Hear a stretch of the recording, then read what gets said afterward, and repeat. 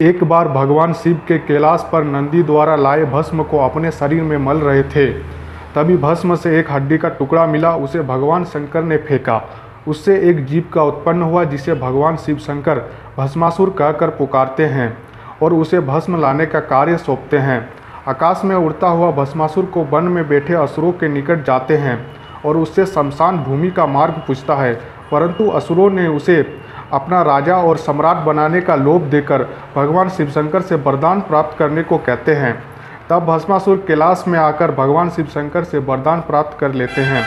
भगवान शिव शंकर ने कहा, तुम जिसके सर पर हाथ रख कर दोगे वो भस्म हो जाएगा। भस्मासुर को असुर अपना राजा बना देता है। राजसभा में जब भस्मासुर एक नारी को देखता है तब भस्मासुर के मन में ख्याल आता है कि वह जगत के सबसे सुंदर स्त्री को पाएगा और वो ऋषि मुनि को समाप्त कर देगा। भस्मासुर ने तो देव ऋषि नारद के सर पर हाथ रखने को चला था। नारद किसी तरह भागकर भगवान शिव शंकर के पास पहुंच जाते हैं और सारी बात बताते हैं कि भस्मासुर ने तो सारी जगत में आतंक मचा रखा है, सारी निर्दोष जन को भस्म करता फिरता है।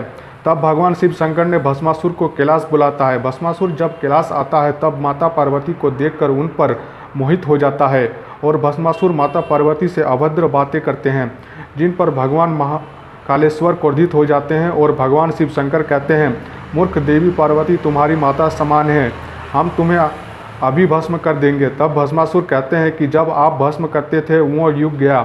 भस्मधारी, इससे पहले कि आप मुझे भस्म करें मैं ही आपको भस्म कर देता हूँ। जैसे ही भस्मासुर भोलेनाथ को भस्म करने गए वे वहाँ से भाग गए। भस्मासुर महादेव के पीछे करने लगे। कोई वर्षों तक भगवान शिव शंकर भागते रहे। तब नारद मुनि कहता है, अयोग्य व्यक्ति को अधिक अधिकार देने से सदा दुखदायी ही होता है। आप इसे ही वरदान पाया है और आप ही को भस्म करने पर तुला है।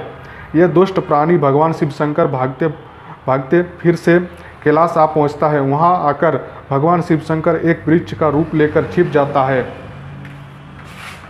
भोलेनाथ का पीछा करते करते भस्मासुर कैलाश आ जाता है। भस्मासुर उस वृक्ष के पास पहुंचता है, लेकिन श्रीमन नारायण वहां पे जगत मोहिनी रूप लेकर आता है और भस्मासुर को अपनी ओर इस कदर आकर्षित करता है कि भस्मासुर उनकी हर बात मानने लगता है। भगवान ने उसे पूरी तरह से अपनी बस में कर लेता है। फिर मोहिनी ने कहा, मैं आपसे विवाह करना चाहती हूँ, क्या आप मुझसे विवाह करेंगे? भस्मासुर विवाह के लिए मान जाता है।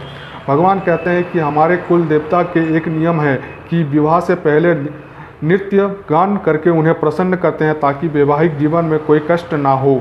फिर दोनों नृत्य करने लगते हैं। जैसे जैसे मोहिनी नृत्य करती है उसी तरह भस्मासुर भी नृत्य करने लगता है। नृत्य करते करते दोनों नृत्य में मोहित हो जाते हैं। जैसे ही मोहिनी ने अपने सर पर हाथ रखा, भस्मासुर भी अपने सर पर हाथ रख लेता है और भोलेनाथ के वरदान के अनुसार भस्म हो जाता है। तो इस तरह से नारायण ने भस्मासुर को वध किया था। अगर आपको ये जानकारी पसंद आया है तो हमारे चैनल को सब्सक्राइब कर देना और वीडियो को लाइक कर देना और कमेंट में हर हर महादेव जरूर लिखें।